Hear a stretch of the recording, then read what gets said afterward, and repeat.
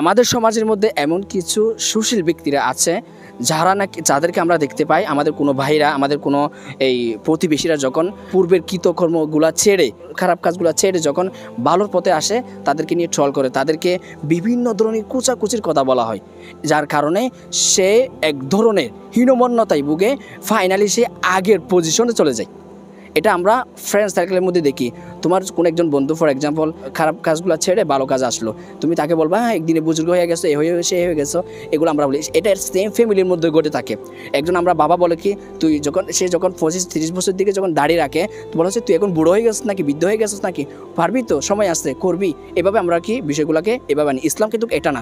ইসলাম কোনো ফিক্সড কোনো টাইমের জন্য পালন করা হয় না, আবার এই টাইমে করবা সেই টাইমে করবা এমন নয়। ইসলাম আমাদের জন্য শুরু থেকে শেষ পর্যন্ত আমাদের এটা নিয়মতান্ত্রিকভাবে আমাদের প্র্যাকটিস করতে হবে, মানতে হবে, সে অনুযায়ী চলতে হবে আমাদেরকে। কারণ দেখুন রাসূল সাল্লাল্লাহু আলাইহি ওয়াসাল্লাম বলছেন যে ব্যক্তি কোনো মুমিনের কৃত গুনাহ নিয়ে ট্রল করবে, হাসি মজাক করবে, কৃত গুনাহকে আনিয়ে তাকে কুচাকুচি করবে, সে যতক্ষণ পর্যন্ত সেই গুনাহের মধ্যে লিপ্ত হবে না তার মৃত্যু হবে না। নাউজুবিল্লাহ।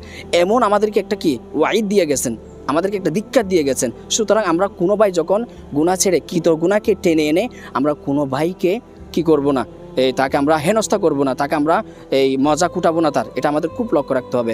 যেমন নাকি ধরুন আত্তাইবু হাবিবুল্লাহ, যেই তওবাকারী সে আল্লাহ তাআলার কি ভালোবাসার পাত্র। তেমনিভাবে আমাদের আরও একটা ধরুন ইন্নাল্লাহা ইউহিব্বুত তাওয়াবিন, আরও আছে হাদিসের মধ্যে কুল্লু বানি আদমা খাতাউন, প্রত্যেক আদম সন্তান তো গুনাহ করবেই, কিন্তু উত্তম ব্যক্তিকে যে নাকি আদম সন্তান হলো ওই ব্যক্তি যে নাকি গুনাহ করলো এবং তওবা করলো।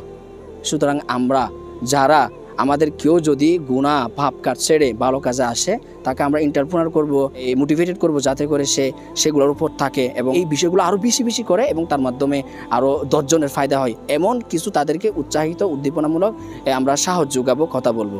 আল্লাহ সকলকে বোঝার তৌফিক দান করুন, আমিন।